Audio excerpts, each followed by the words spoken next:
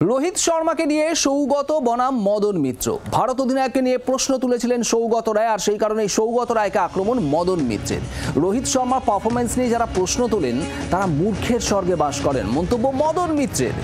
খেলোয়াড় নিয়ে মন্তব্য না করাই ভালো, আর এর জেরে খারাপ প্রভাব পড়ে বলেন কামারহাটির বিধায়ক। অন্যদিকে রোহিত বিতর্কের অবসান চান তৃণমূল সাংসদ সৌগত রায়। সৌগত রায় গতকাল কি বলেছিলেন আপনাদের শোনাবো।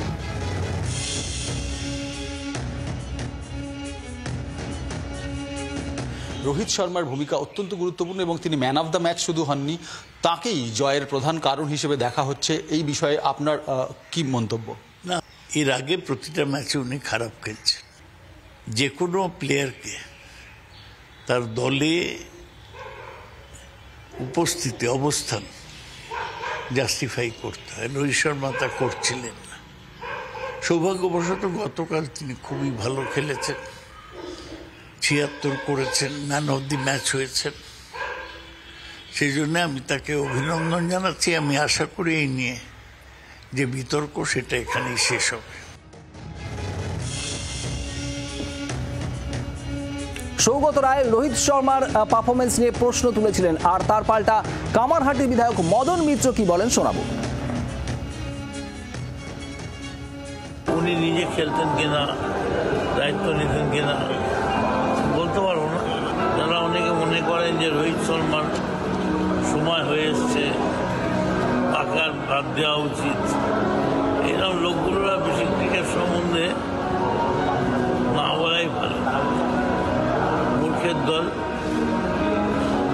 রোহিত শর্মা প্রমাণ করলো রোহিত শর্মাই আছে। আর মদন মিত্র এই কথা বলার পর তার পাল্টা দিয়েছেন তৃণমূল সাংসদ সৌগত রায়। এবার তিনি কি বলছেন শুনুন।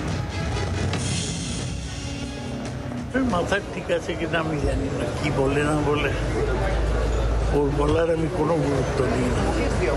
রোহিত শর্মা সম্বন্ধে আমি বলেছিলাম ঠিকই। ফর্চুনেটলি 4টে খেলায় পরপর খারাপ করার পর রোহিত শর্মা গতকাল ভালো খেলেছেন। আমি তার জন্য অভিনন্দন জানাচ্ছি। ভারতের টিম জিতে গেছে, Rohit man of the match হয়েছে। আমি আশা করি এরপর এই বিতর্ক শেষ হবে। বাংলার আওয়াজ, বাঙালির আবেগ, জি 24 ঘন্টা।